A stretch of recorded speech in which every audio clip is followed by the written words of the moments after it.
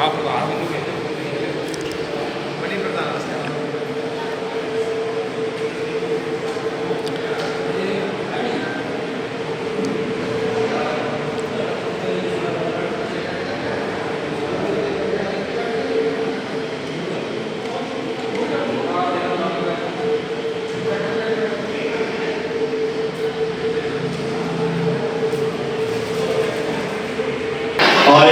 सारे नौजवान जिन्होंने भी प्रोग्राम बनी गया और सारी सारी कमेटी सारे नगर के नौजवान भी सारे धन्यवाद। जय भीम जय भारत।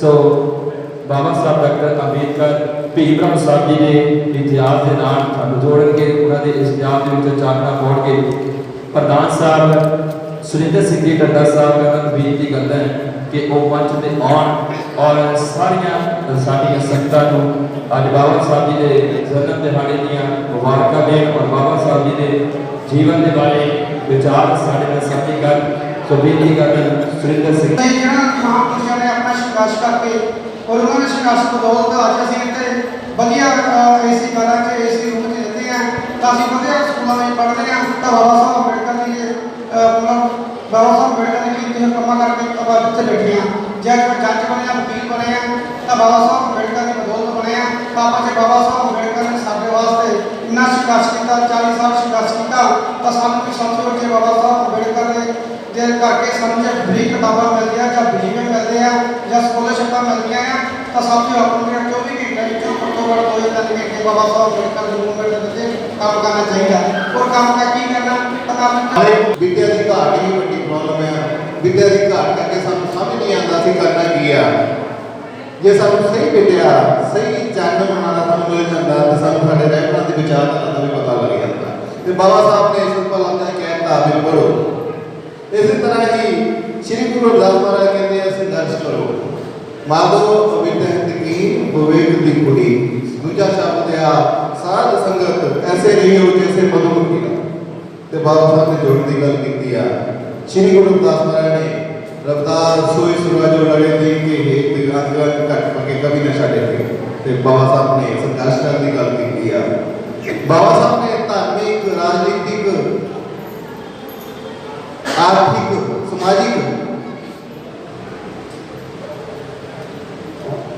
पहलुओं से काम किया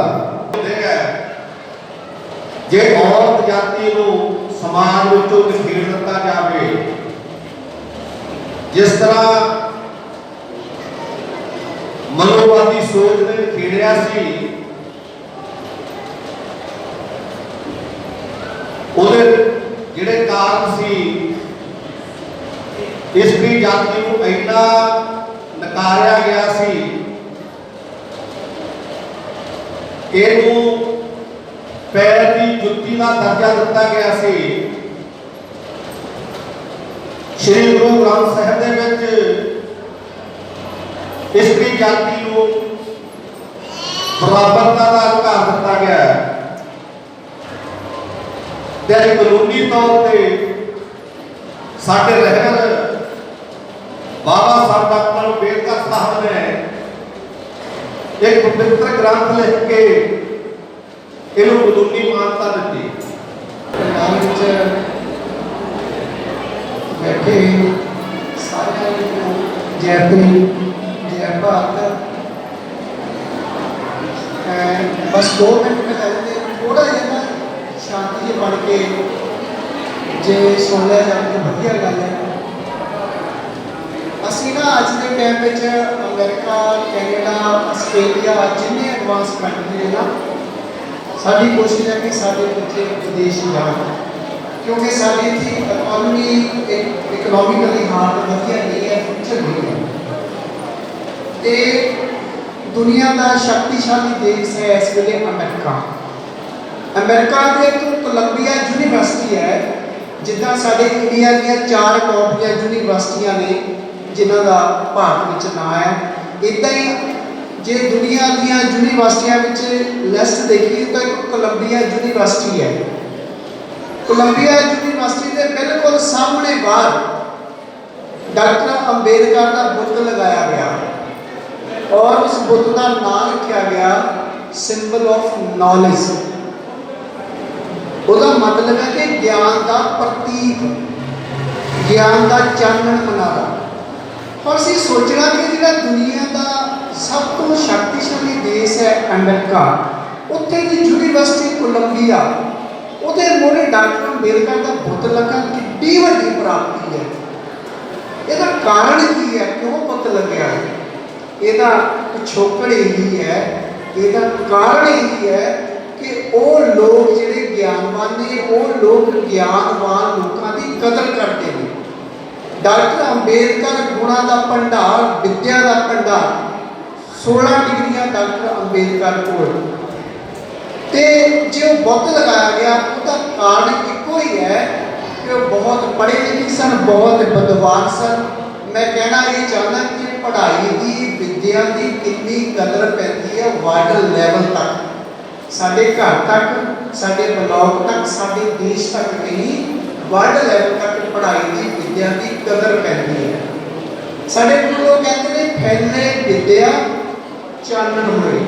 ਅੱਜ ਕੱਲ੍ਹ ਟਿਊਬਾਂ ਦਾ ਚਾਨਣ ਹੈ ਨਾ, ਇਹ ਥੋੜ੍ਹੀ ਦੇਰ ਦਾ, ਜਿਹੜਾ ਵਿੱਦਿਆ ਦਾ ਚਾਨਣ ਸਦਾ ਹੈ।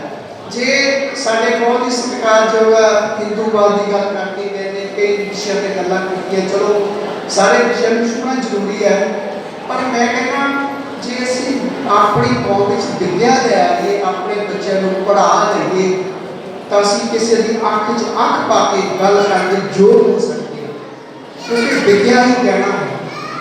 ਕਿੰਨੇ ਸਾਲ ਪਹਿਲਾਂ ਗੁਰੂ ਰਵਿਦਾਸ ਮਹਾਰਾਜ ਨੇ ਕਹਿਤਾ ਕਿ ਮਾਧੋ ਅਵਿਦਿਆ ਹਿਤ ਕੀਨ ਵਿਵੇਕ ਦੀਪ ਮਲੀਨ।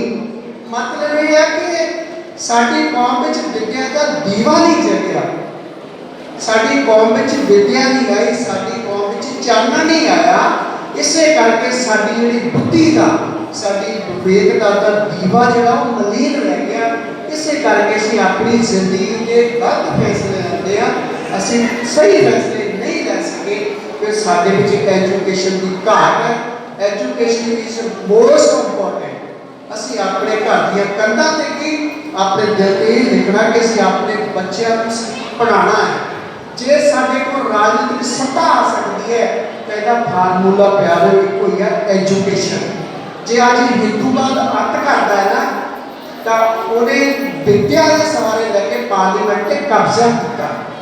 ਡਾਕਟਰ ਭੀਮ ਰਾਓ ਅੰਬੇਦਕਰ ਦੀ ਆਪਾਂ ਦੇਖਦੇ ਨਾ ਫੋਟੋ ਸਰੂਪ ਉਂਗਲੀ ਖੜੇ ਨੇ ਤੇ ਪਿੱਛੇ ਪਾਰਲੀਮੈਂਟ ਦਿਖਾਇਆ ਗਿਆ। ਜਿੰਨਾ ਚਿਰ ਅਸੀਂ ਪਾਰਲੀਮੈਂਟ ਵਿੱਚ ਪ੍ਰਵੇਸ਼ ਨਹੀਂ ਕਰਦੇ, ਜਿੰਨਾ ਚਿਰ ਸਾਡੇ ਵਿੱਚ ਰਾਜਨੀਤਿਕ ਪਾਵਰ ਨਹੀਂ ਆ ਸਕਦੀ, ਅਸੀਂ ਜੋ ਮਰਜ਼ੀ ਕਰ ਲਈਏ, ਜਿੰਨੇ ਮਰਜ਼ੀ ਸੈਮੀਨਾਰ ਕਰ ਲਈਏ, ਜੋ ਮਰਜ਼ੀ ਕਰ ਲਈਏ, ਉतना ਚਿਰ ਸਾਡੀ ਕੌਮ ਦਾ ਸੁਧਾਰ ਨਹੀਂ ਹੋ ਸਕਦਾ। ਇਹਦੀ ਥਿਊਰੀ ਹੈ ਐਜੂਕੇਸ਼ਨ। ਪਾਰਲੀਮੈਂਟ ਵਿੱਚ ਅਸੀਂ ਜਾਣਦੇ ਹਾਂ ਨਾ ਕਿ ਹੁਣ ਮੋਦੀ ਨੇ ਜ਼ੋਰ ਪਾ ਕੇ ਆਪਣੀ ਬਹੁਮਤ ਸ਼ੋਅ ਕਰਕੇ ਕਿਸਾਨਾਂ ਦੇ, ਮਜ਼ਦੂਰਾਂ ਦੇ ਅਗੇਂਸਟ ਕਾਨੂੰਨ ਬਣਾ ਦਿੱਤੇ। ਕੀ ਪ੍ਰੋਸੀਜਰ ਕੀ ਹੈ ਇਹਦਾ? ਪ੍ਰੋਸੀਜਰ ਕੀ ਹੈ ਇਹਦੇ ਪਿੱਛੇ? ਹੱਥ ਕੀ ਹੈ? ਬਹੁਮਤ। ਬਹੁਮਤ ਦਾ ਪਿੱਛੇ ਕੀ ਹੈ? ਐਜੂਕੇਸ਼ਨ, ਐਜੂਕੇਟ ਲੋਕ।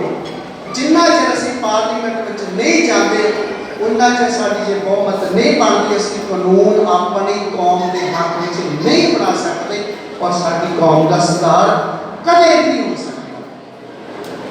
ਮੂਲ ਗੱਲਾਂ ਇਹ, ਜੇ ਪਾਰਲੀਮੈਂਟ ਦੀ ਅਸੈਂਬਲੀ ਵਿੱਚ ਸਾਡੇ ਕੈਂਡੀਡੇਟ ਜਾਣਗੇ, ਆਪਣੇ ਹੱਕਾਂ ਦੀ ਗੱਲ ਕਰਨਗੇ, ਪਿਆਰਿਓ, ਜੇ ਅਸੀਂ ਸਾਡਾ ਮੁੱਖ ਮੰਤਰੀ ਹੋਏਗਾ, ਸਾਡਾ ਪ੍ਰਧਾਨ ਮੰਤਰੀ ਹੋਏਗਾ, ਸਾਨੂੰ ਕਿਸੇ ਅੱਗੇ ਹੱਥ ਅੱਡਣ ਦੀ ਲੋੜ ਨਹੀਂ।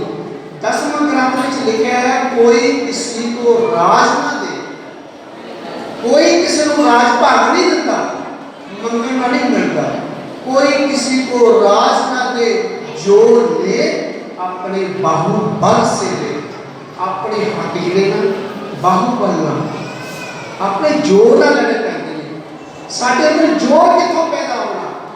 आ डंडे फड़ के जोर नहीं आना, ज्ञान ना जोर आना, विद्या ना जोर आना। विद्या सब तो बड़ा जोर है।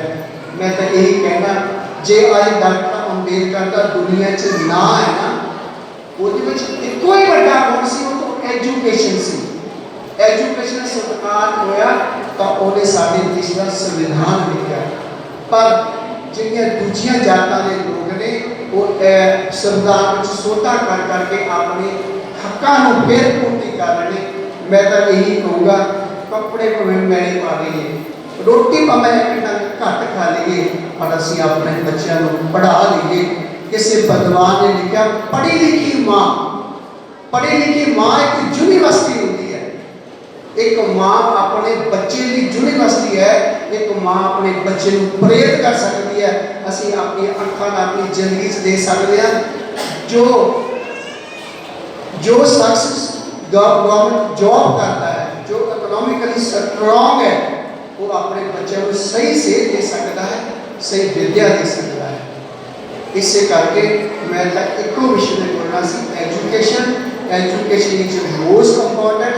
ਜੇ ਅਸੀਂ ਚਾਹੁੰਦੇ ਸਾਡੇ ਘਰਾਂ ਵਿੱਚ ਖੁਸ਼ਹਾਲੀ ਆਵੇ, ਹਰਿਆਲੀ ਆਵੇ, ਇਹਦਾ ਮੂਲ ਮੰਤਰ ਇਹ ਹੈ ਪੜ੍ਹਾਈ, ਵਿਦਿਆ ਵਿਚਾਰੀ ਤਾਂ ਪਰਉਪਕਾਰੀ, ਫਿਰ ਹੀ ਸਾਡਾ ਪਰਉਪਕਾਰ ਹੋ ਸਕਦਾ।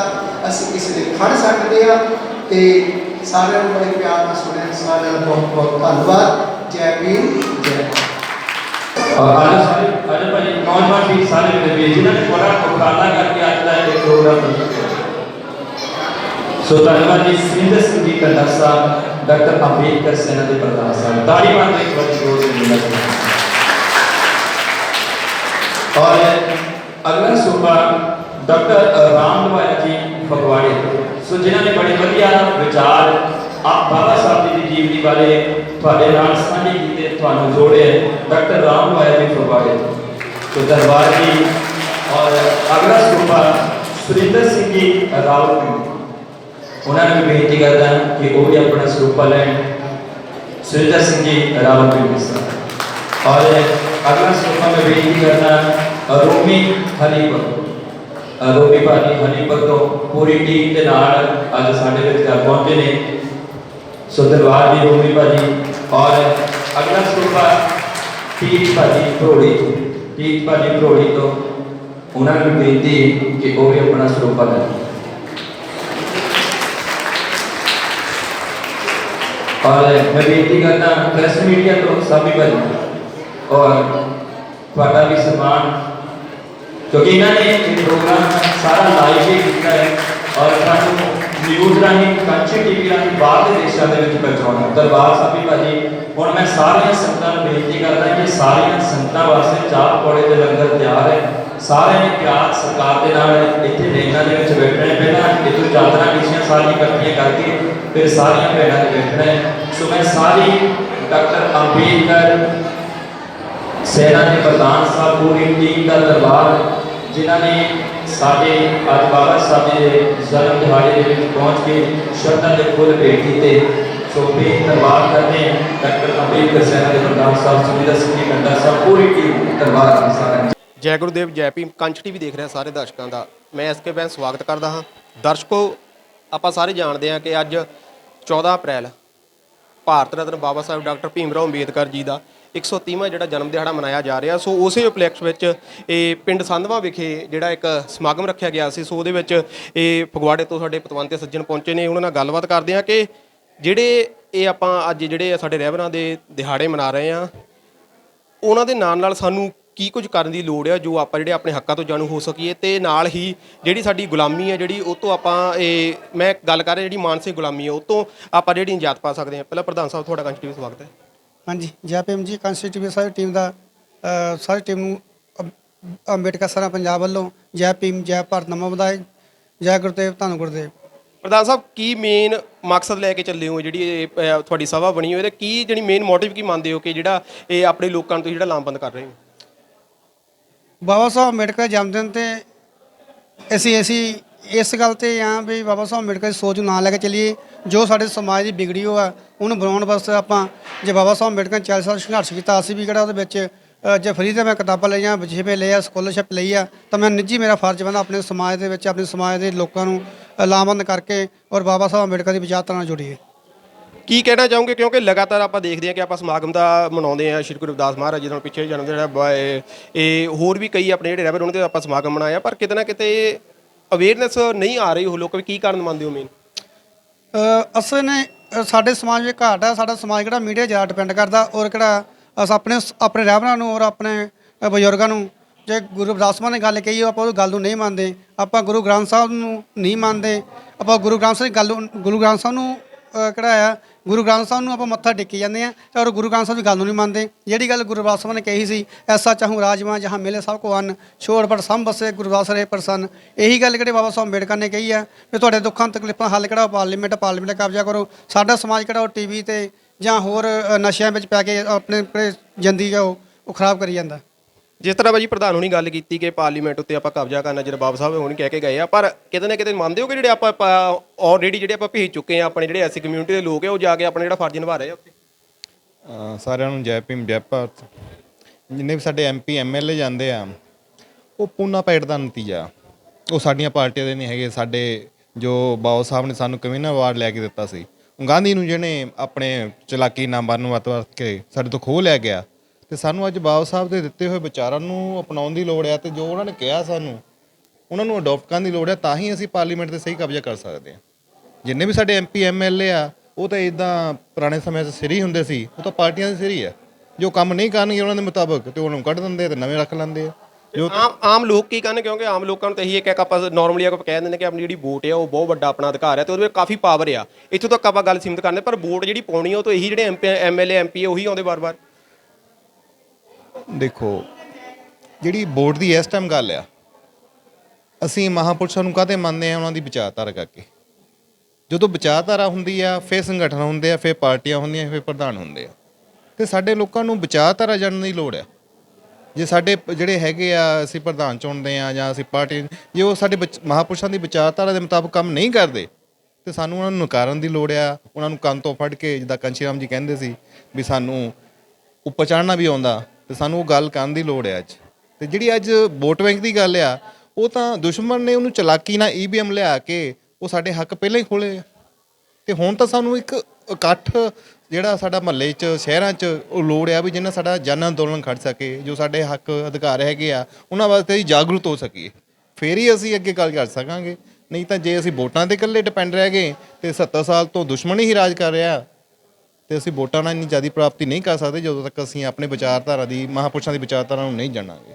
ਤੇ ਇਸ ਟਾਈਮ ਜਿਹੜਾ ਲੋੜ ਹੈਗੀ ਉਹ ਜਨ ਅੰਦੋਲਨ ਦੀ ਆ, ਕਿਉਂਕਿ 2012 ਤੋਂ ਲੈ ਕੇ ਜਿਹੜੀ 4 'ਚ ਵੋਟ ਹੋਈ, 9 'ਚ ਵੋਟ ਹੋਈ, ਕਾਂਗਰਸ ਨੇ ਜਿੱਤੀ, ਉਹ EVM ਦੇ ਨਾਲ ਜਿੱਤੀ ਆ। ਇਹ ਸੁਪਰੀਮ ਕੋਰਟ 'ਚ ਵੀ ਸਾਬਤ ਹੋ ਗਿਆ, ਤੇ ਸਾਨੂੰ ਉਸ ਚੀਜ਼ ਨੂੰ ਜਾਣਨ ਦੀ ਲੋੜ ਆ। ਸੋ ਦਰਸ਼ਕਾਂ ਨੂੰ ਵੀ ਇਹੀ ਅਪੀਲ ਹੈ ਕਿ ਆਪਣੇ ਹੱਕਾਂ ਤੋਂ ਜਾਣੂ ਹੋਵੋ ਤੇ ਵੋਟ ਦਾ ਸਹੀ ਇਸਤੇਮਾਲ ਕਰੋ। ਸੋ ਸਾਨੂੰ ਡਾਕਟਰ ਸਾਹਿਬ ਜਿਸ ਤਰ੍ਹਾਂ ਇਹਨਾਂ ਨੇ ਗੱਲ ਕੀਤੀ EVM ਮਸ਼ੀਨਾਂ ਦੀ, ਪਰ ਆਪਾਂ ਦੇਖਦੇ ਹਾਂ ਕਿ ਜਿਹੜੀ ਵਿਰੋਧੀ ਧਿਰ ਹੁੰਦੀ ਉਹਦਾ ਇਹੀ ਇੱਕ ਮੇਨ ਰੋਲ ਹੁੰਦਾ ਹੈ ਕਿ ਉਹ ਜਿਹੜੀਆਂ ਸਰਕਾਰ ਦੀਆਂ ਨਾਕਾਮੀਆਂ ਉਹਨੂੰ ਜਗ ਜ਼ਾਹਰ ਕਰੇ। ਪਰ ਤੁਹਾਨੂੰ ਲੱਗਦਾ ਕਿ ਜਿਹੜੇ ਵਿਰੋਧੀ ਧਿਰਾਂ ਹੈ ਉਹ ਵੱਖ-ਵੱਖ, ਚਾਹੇ ਸੂਬਿਆਂ ਦੀ ਗੱਲ ਕੀਤੀ ਜਾਵੇ ਚਾਹੇ ਕੇਂਦਰ ਦੀ ਗੱਲ ਕੀਤੀ ਜਾਵੇ, ਆਪਣਾ ਜਿਹੜਾ ਰੋਲ ਹੈ ਉਹ ਸਹੀ ਤਰ੍ਹਾਂ ਨਿਭਾ ਰਹੀਆਂ ਨੇ? EVM ਮਸ਼ੀਨ ਜਿਹੜੀ ਹੈ ਅੱਜ ਦਾ ਭਾਰਤ ਦਾ ਮੇਨ ਮੁੱਦਾ ਆ। ਜਿਹੜੀਆਂ ਪਾਵਰ ਵਿੱਚ ਪਾਰਟੀਆਂ ਆ, EVM ਨੂੰ ਨਜਾਇਜ਼ ਰੂਪ ਵਿੱਚ ਵਰਤ ਕੇ ਆਪਣੀ ਸੱਤਾ ਨੂੰ ਹਥਿਆ ਰਹੀਆਂ। ਇਹਨਾਂ ਨੂੰ ਅੱਜ ਦੇ ਦੌਰ ਦੇ ਵਿੱਚ ਲੋਕਾਂ ਦੀ ਵੋਟ ਨਾਲ ਕੋਈ ਮਤਲਬ ਨਹੀਂ, ਇਹਨਾਂ ਨੂੰ EVM ਨਾਲ ਮਤਲਬ ਹੈ। ਜਿੰਨਾ ਚਿਰ EVM ਰਹੂਗੀ, ਇਹ ਮਧੂਮਤੀ ਸਰਕਾਰਾਂ ਆਉਂਦੀਆਂ ਰਹਿਣਗੀਆਂ। ਤੁਹਾਨੂੰ ਲੱਗਦਾ ਕਿ ਜਿਹੜੇ ਵਿਰੋਧੀ ਧਿਰਾਂ, ਮੇਰਾ ਫਿਰ ਉਹੀ ਸਵਾਲ ਹੈ ਕਿ ਜਿਹੜੇ ਵਿਰੋਧੀ ਧਿਰਾਂ ਉਹ ਨਹੀਂ ਆਵਾਜ਼ ਚੱਕ ਰਹੀਆਂ, ਆਪਾਂ ਆਮ ਲੋਕ ਜਾਂ ਤੁਹਾਡੀ ਸੰਸਥਾ ਉਹ ਗੱਲ ਕਰ ਰਹੀ EVM ਵਿਰੁੱਧ ਜਾਂ ਇੱਕ ਜਨ ਅੰਦੋਲਨ ਦੇ ਚਲਾਉਣ ਦੀ ਗੱਲ ਕਰ ਰਹੀ ਹੈ ਜਾਂ ਉਹਦਾ ਵਿਰੋਧ ਕਰ ਰਹੀ ਹੈ, ਪਰ ਜਿਹੜੀਆਂ ਸੱਤਾ ਜਿਹੜੇ ਵਿਰੋਧ ਵਿੱਚ ਪਾਰਟੀਆਂ ਬੈਠੀਆਂ, ਚਾਹੇ ਕੋਈ ਵੀ ਆਪਾਂ ਵਿਰੋਧੀ ਧਿਰ ਦੀਆਂ ਪਾਰਟੀਆਂ ਦੀ ਗੱਲ ਕਿ ਉਹ ਇਸ ਮੁੱਦੇ ਨੂੰ ਉਠਾ ਨਹੀਂ ਰਹੀਆਂ ਪੂਰੀ ਤਰ੍ਹਾਂ। ਵਿਰੋਧੀ ਪਾਰਟੀਆਂ ਨੇ ਇਸ ਮੁੱਦੇ ਨੂੰ ਪਾਰਲੀਮੈਂਟ ਵਿੱਚ ਉਠਾਇਆ ਸੀ। 26 ਪਾਰਟੀਆਂ ਨੇ ਇਕੱਠੀਆਂ ਹੋ ਕੇ ਸੁਪਰੀਮ ਕੋਰਟ ਦੇ ਵਿੱਚ ਕੇਸ ਦਾਇਰ ਕੀਤਾ ਸੀ। ਇਸ ਕੇਸ ਨੂੰ ਸੁਪਰੀਮ ਕੋਰਟ ਨੇ ਨਕਾਰ ਦਿੱਤਾ ਕਿਉਂਕਿ ਸੁਪਰੀਮ ਕੋਰਟ ਵੀ ਮਨੂਵਾਦੀਆਂ ਦੀ। ਸੋ ਬਹੁਤ ਬਹੁਤ ਧੰਨਵਾਦ ਕੰਚ ਟੀਵੀ ਨਾਲ ਗੱਲਬਾਤ ਕਰਨ ਲਈ। ਸੋ ਸਾਡੇ ਨਾਲ ਇਹ ਜਿਹੜੇ ਗੁਰਦੁਆਰੇ ਕਮੇਟੀ ਮੈਂਬਰ ਨੇ ਉਹਨਾਂ ਨਾਲ ਗੱਲਬਾਤ ਕਰਦੇ ਹਾਂ, ਬਤੌਰ ASI ਸੇਵਾ ਨਿਭਾ ਰਹੇ ਨੇ। ਭਾਜੀ ਪਤਵੰਤੇ ਆਏ ਆਪਣੇ ਕੋਲ ਅੱਜ, ਇਹਨਾਂ ਨੇ ਆਪਣੇ ਜਿਹੜੇ ਬੜਮੁੱਲੇ ਵਿਚਾਰ ਇੱਥੇ ਪੇਸ਼ ਕੀਤੇ, ਕੀ ਕਹਿਣਾ ਚਾਹੋਗੇ? ਸਭ ਤੋਂ ਪਹਿਲਾਂ ਜੈ ਭੀਮ ਜੈ ਭਾਰਤ। ਮੈਂ ਆਪਣੇ ਆਏ ਉੱਪਰ ਪਵਨ ਤੇ ਸੱਜਣਾ ਦਾ ਬਹੁਤ ਬਹੁਤ ਧੰਨਵਾਦ ਕਰਦਾ ਹਾਂ, ਜਿਨ੍ਹਾਂ ਨੇ ਅੱਜ ਸਾਡੇ ਆਪਣੇ ਪਿੰਡ ਦੇ ਵਿੱਚ ਆ ਕੇ ਗੁਰੂ ਆਪਣੇ ਡਾਕਟਰ ਭੀਮ ਰਾਓ ਅੰਬੇਡਕਰ ਜੀ ਦੀ ਵਿਚਾਰਧਾਰਾ ਨੂੰ ਬਹੁਤ ਹੀ ਸੱਜੇ ਢੰਗ ਦੇ ਨਾਲ ਸਾਡੇ ਬੱਚਿਆਂ ਨੂੰ, ਸਾਡੇ ਆਉਣ ਵਾਲੀ ਪੀੜ੍ਹੀ ਨੂੰ ਜਾਣੂ ਕਰਾਇਆ। ਤੇ ਮੈਂ ਇਹੀ ਨੌਜਵਾਨਾਂ ਨੂੰ ਬੇਨਤੀ ਕਰਦਾ ਕਿ ਆਪਣੇ ਨਸ਼ਿਆਂ ਨੂੰ ਤਿਆਗ ਕੇ ਪੜ੍ਹਾਈ ਵੱਲ ਧਿਆਨ ਦੇਣ। ਜੋ ਪੜ੍ਹਾਈ ਕਰੇਗਾ ਉਹ ਆਪਣੇ ਗਾਂ ਆਪਣੇ ਸਮਾਜ ਨੂੰ ਚੰਗੇ ਤਰੀਕੇ ਨਾਲ ਚਲਾ ਸਕਦਾ। ਪਿੰਡ ਦੀ ਨੌਜਵਾਨ ਸਭਾ ਨੂੰ ਕੀ ਕਹਿਣਾ ਚਾਹੋਗੇ? ਪਿੰਡ ਦੇ ਨੌਜਵਾਨ ਸਭ ਨੂੰ ਇਹੀ ਆ, ਸਭ ਤੋਂ ਪਹਿਲਾਂ ਆਪਣੇ ਨਸ਼ੇ ਤਿਆਗ ਕੇ ਆਪਣੀ ਪੜ੍ਹਾਈ ਨਾਲ ਧਿਆਨ ਦੇਣ ਤੇ ਆਪਣੀ ਚੰਗੀ ਪੜ੍ਹਾਈ ਕਰਨਗੇ, ਚੰਗੀ ਐਜੂਕੇਸ਼ਨ ਲੈਣਗੇ ਤਾਂ ਆਪਣਾ ਸਾਰਾ ਪਿੰਡ ਦਾ ਕੀ ਆਪਣੇ ਸਮਾਜ ਨੂੰ ਉੱਪਰ ਚੱਕ ਸਕਦੇ ਨੇ। ਗੱਲਬਾਤ ਕਰਾਂਗੇ ਵਰਲਡ ਪ੍ਰਸਿੱਧ ਜਿਹੜੀ ਪੰਜਾਬੀ ਗਾਇਕੀ ਵਿੱਚ ਇੱਕ ਆਪਣਾ ਵੱਖਰਾ ਨਾਮ ਕਮਾ ਚੁੱਕੇ ਨੇ ਗਾਇਕ ਜਸਵੰਤ ਹੀਰਾਂ ਕੋਲੋਂ। ਭਾਜੀ ਅੱਜ ਤੁਹਾਡੇ ਪਿੰਡ ਵਿੱਚ ਇੱਕ ਸਮਾਗਮ ਹੋਇਆ, ਕਿਉਂਕਿ ਕਹਿ ਸਕਦੇ ਹਾਂ ਆਪਾਂ ਸਾਰਿਆਂ ਨੇ ਰਲ ਮਿਲ ਕੇ ਜਿਹੜਾ ਵੀ ਇਹ ਉਪਰਾਲਾ ਕੀਤਾ, ਸੋ ਸਿਰੇ ਵੀ ਵਧੀਆ ਚੜ੍ਹਿਆ। ਇਹ ਕੀ ਕਹਿਣਾ ਚਾਹੋਗੇ ਅੱਜ ਦੇ ਦਿਨ ਉੱਤੇ ਸੰਗਤ ਨੂੰ? ਸੋ ਸਭ ਤੋਂ ਪਹਿਲਾਂ ਜੀ ਸਾਰਿਆਂ ਨੂੰ ਇਹ ਜੈ ਭੀਮ, ਇਹ ਜੈ ਭਾਰਤ ਜੀ। ਇਹ ਬੜੇ ਭਾਗਾਂ ਵਾਲੇ ਹਾਂ, ਬੜੇ ਕਰਮਾਂ ਵਾਲਾ ਸਾਡਾ ਨਗਰ ਆ ਕਿ ਜਿਹੜਾ ਇਹੋ ਜਿਹੇ ਮਹਾਨ ਯੋਧਿਆਂ ਦੇ ਉਹਨਾਂ ਯੋਧਿਆਂ ਦੇ ਅਸੀਂ ਜਨਮ ਦਿਹਾੜੇ ਮਨਾ ਰਹੇ ਹਾਂ। ਸਾਡੀ ਕੌਮ ਦੇ ਰਹਿਬਰ ਬਾਬਾ ਸਾਹਿਬ ਡਾਕਟਰ ਭੀਮ ਰਾਓ ਅੰਬੇਡਕਰ ਜੀ, ਅੱਜ ਅਸੀਂ ਸਾਡੀ ਸਾਰੀ ਜਿੰਨੀ ਸਾਡੀ ਸੰਗਤ ਹੈ, ਸਾਡੀ NRI ਸੰਘ, ਸਾਡੀ ਗੁਰਦੁਆਰਾ ਪ੍ਰਬੰਧਕ ਕਮੇਟੀ, ਸਾਡੇ ਸਾਰੇ ਨੌਜਵਾਨ ਵੀਰਾਂ ਨੇ ਇਹ ਰਲ ਕੇ ਅੱਜ ਬਾਬਾ ਸਾਹਿਬ ਜੀ ਦਾ ਜਨਮ ਦਿਹਾੜਾ ਮਨਾਇਆ ਹੈ। ਅਸੀਂ ਇਸ ਗੱਲ ਦੀ ਬੜੀ ਖੁਸ਼ੀ ਮਨਾ ਰਹੇ ਹਾਂ, ਖੁਸ਼ ਹਾਂ ਅਸੀਂ ਇਸ ਗੱਲ ਤੋਂ ਕਿ ਸਾਡਾ ਜਿਹੜਾ ਨਗਰ ਆ ਕਿ ਇਹੋ ਜਿਹੇ ਰਹਿਬਰਾਂ ਦੇ ਇਹ ਜਨਮ ਦਿਹਾੜੇ ਮਨਾ ਰਹੇ ਆ ਜੀ। ਬੁਲਾਰੇ ਆਏ ਸੀ ਬਾਹਰੋਂ, ਬੋਲ ਕੇ ਗਏ ਆ ਇਹ ਕਾਫੀ ਕੁਛ ਜਿਹੜੇ ਆਪਣੇ ਰਹਿਬਰਾਂ ਬਾਰੇ, ਉਹਨਾਂ ਦੀ ਜੀਵਨੀ ਬਾਰੇ, ਜਾਂ ਹੋਰ ਵੀ ਆਪਾਂ ਨੂੰ ਕਾਫੀ ਜਿਹੜੀਆਂ ਕਹਿ ਸਕਦੇ ਹਾਂ ਕਿ ਬੜਮੁੱਲੀਆਂ ਗੱਲਾਂ ਕਹਿ ਕੇ ਕੀ ਕਹਿਣਾ ਚਾਹੋਗੇ ਉਹਨਾਂ 'ਤੇ? ਅਸੀਂ ਧੰਨਵਾਦ ਕਰਦੇ ਹਾਂ ਜੀ ਸਾਡੇ ਜਿਹੜੇ ਬੁਲਾਰੇ ਸਾਨੂੰ ਬਾਬਾ ਸਾਹਿਬ ਡਾਕਟਰ ਭੀਮ ਰਾਓ ਅੰਬੇਡਕਰ ਜੀ ਉਹਨਾਂ ਦੇ ਜੀਵਨ ਬਾਰੇ ਦੱਸ ਕੇ ਗਏ ਔਰ ਸਾਡੀ ਕੌਮ ਨੂੰ ਬਹੁਤ ਸਾਰੀਆਂ ਸੇਧਾਂ ਦੇ ਕੇ ਗਏ ਆ। ਸੋ ਬੜੇ ਸੁੰਦਰ ਵਿਚਾਰ ਸੀ ਉਹਨਾਂ ਦੇ ਸਾਡੀ ਕੌਮ ਲਈ, ਜਿੱਦਾਂ ਸਾਡੀ ਕੌਮ ਤਰੱਕੀ ਕਰ ਸਕਦੀ ਸਾਨੂੰ ਉਹਨਾਂ ਨੇ ਉਹ ਰਾਹ ਦੱਸਿਆ। ਪਰ ਕੁਛ ਕੁ ਗੱਲਾਂ ਅਸੀਂ ਸੋਚਣ ਵਾਲੀਆਂ ਕਿ ਸਾਡੀ ਕੌਮ ਲਈ, ਸਾਡੀ ਕੌਮ ਦੀਆਂ ਆਪਣੀਆਂ ਵੀ ਗਲਤੀਆਂ ਨੇ। ਸੋ ਉਹ ਵਿਚਾਰ ਇਹ ਨੇ ਕਿ ਸਾਡੀ ਅੱਧੀ ਕੌਮ ਤਾਂ ਸਾਨੂੰ ਕਹਿ ਰਹੀ ਕਿ ਅਸੀਂ ਆਪਾਂ ਰਵਿਦਾਸੀਆ ਧਰਮ ਉਹ ਲਿਖਵਾਉਣਾ ਹੈ ਜਦੋਂ ਸਾਡੀ ਜਨਗਣਨਾ ਹੋਣੀ ਹੈ।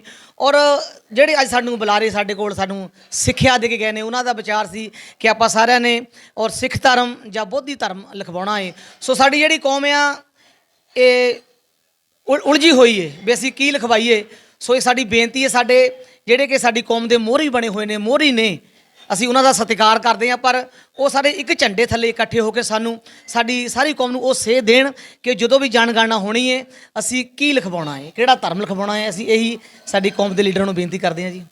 ਸੋ ਕਿਤੇ ਨਾ ਕਿਤੇ ਕਹਿ ਸਕਦੇ ਹਾਂ ਕਿ ਜਿਹੜਾ ਕਨਫਿਊਜ਼ਨ ਹੈ ਜਾਂ ਇੱਕ ਪਾੜਾ ਕਹਿ ਸਕਦੇ ਹਾਂ ਕਿ ਜਿਸ ਤਰ੍ਹਾਂ ਵੱਖ-ਵੱਖ ਧਰਮਾਂ ਦੀ ਫਿਰ ਉਹੀ ਗੱਲ ਆ ਜਾਂਦੀ ਕਿ ਜਿਹੜਾ ਆਮ ਲੋਕਾਂ ਵਿੱਚ ਇੱਕ ਤਾਂ ਕਨਫਿਊਜ਼ਨ ਦਾ ਇਹ ਗੱਲ ਬਣ ਜਾਂਦੀ, ਦੂਜੇ ਨੰਬਰ 'ਤੇ ਉਹਨਾਂ ਵਿੱਚ ਪਾੜਾ ਕਹਿ ਸਕਦੇ ਹਾਂ ਕਿ ਫਿਰ ਜਿਸ ਤਰ੍ਹਾਂ ਇਕੱਠੇ ਹੋਣ ਦੀ ਗੱਲ ਕਰਦੇ ਉਹ ਨਹੀਂ ਹੋ ਪਾਇਆ। ਸੋ ਅੱਜ ਦੇ ਦਿਨ ਉੱਤੇ ਜਸਵੰਤ ਉਹਨਾਂ ਦਾ ਇੱਕ ਇਹ ਬਾਬਾ ਸਾਹਿਬ ਉਹਨਾਂ 'ਤੇ ਗੀਤ ਵੀ ਆਇਆ, ਸੋ ਬੇਨਤੀ ਕਰਾਂਗਾ ਕਿ ਉਹਦੇ 2 ਬੋਲ ਜ਼ਰੂਰ ਹੋ ਜਾਣ। ਸੋ ਮੈਂ ਬੜਾ ਭਾਗਾਂ ਵਾਲਾ ਹਾਂ, ਬੜਾ ਕਰਮਾਂ ਵਾਲਾ ਹਾਂ ਜਿਨ੍ਹਾਂ ਨੂੰ ਬਹੁਤ ਸਾਰਾ ਪਿਆਰ, ਬਹੁਤ ਸਾਰਾ ਸਤਿਕਾਰ ਇਹ ਸਾਡੀ ਕੌਮ ਵੱਲੋਂ ਮਿਲਦਾ ਹੈ। ਸੋ ਸਾਰਿਆਂ ਦੇ ਸਹਿਯੋਗ ਨਾਲ ਮੈਂ ਐਤਕੀ ਵੀ ਕੋਸ਼ਿਸ਼ ਕੀਤੀ ਹੈ ਕਿ ਬਾਬਾ ਸਾਹਿਬ ਡਾਕਟਰ ਅੰਬੇਡਕਰ ਜੀ ਉਹਨਾਂ ਲਈ ਕੁਝ ਗਾਵਾਂ, ਕੁਝ ਬੋਲਾਂ। ਉਸ ਗੀਤ ਦੇ ਮੈਂ ਬੋਲ ਤੁਹਾਡੇ ਨਾਲ ਰੂਬਰੂ ਕਰ ਰਿਹਾ ਹਾਂ। ਲੋਕੀ ਥਾਂ ਥਾਂ ਜਨਮ ਮਨਾਉਂਦੇ, ਥਾਂ ਥਾਂ ਜਨਮ ਮਨਾਉਂਦੇ ਬਈਏ ਮਰਦ ਦਲੇਰਾਂ ਦੇ, ਹੋ ਜ਼ਿੰਦਗੀ ਭੀਮ ਰਾਓ ਨੇ ਕੱਟੀ ਬਾਂਗਰ ਬੱਬਰ ਸ਼ੇਰਾਂ ਦੇ, ਜ਼ਿੰਦਗੀ ਭੀਮ ਰਾਓ ਨੇ ਕੱਟੀ ਬਈ ਬਾਂਗਰ ਬੱਬਰ ਸ਼ੇਰਾਂ ਦੇ। ਸੋ ਮੈਂ ਆਸ ਕਰਦਾ ਕਿ ਤੁਸੀਂ ਸਾਰੇ ਇਸ ਮੇਰੇ ਗੀਤ ਨੂੰ ਸਾਰੇ ਪਿਆਰ ਬਖਸ਼ੋਗੇ, ਮਾਣ ਬਖਸ਼ੋ। ਇੱਕ ਵਾਰੀ ਫਿਰ ਮੈਂ ਧੰਨਵਾਦੀ ਹਾਂ ਸਾਡੇ ਸਾਰੇ ਨੌਜਵਾਨ ਵੀਰਾਂ ਦਾ, ਸਾਡੇ NRI ਵੀਰਾਂ ਦਾ, ਸਾਡੀ ਗੁਰਦੁਆਰਾ ਸਾਰੀ ਪ੍ਰਬੰਧਕ ਕਮੇਟੀ ਦੇ ਸਾਰੇ ਮੈਂਬਰਾਂ ਦਾ ਧੰਨਵਾਦ ਕਰਦਾ ਜਿਨ੍ਹਾਂ ਨੇ ਕਿ ਪੂਰਾ ਸਹਿਯੋਗ ਦੇ ਕੇ ਅੱਜ ਦੇ ਪ੍ਰੋਗਰਾਮ ਨੂੰ ਨੇਪੜੇ ਚਾੜਿਆ ਜੀ। ਇਹ ਜੈ ਭੀਮ, ਜੈ ਭਾਰਤ ਜੀ।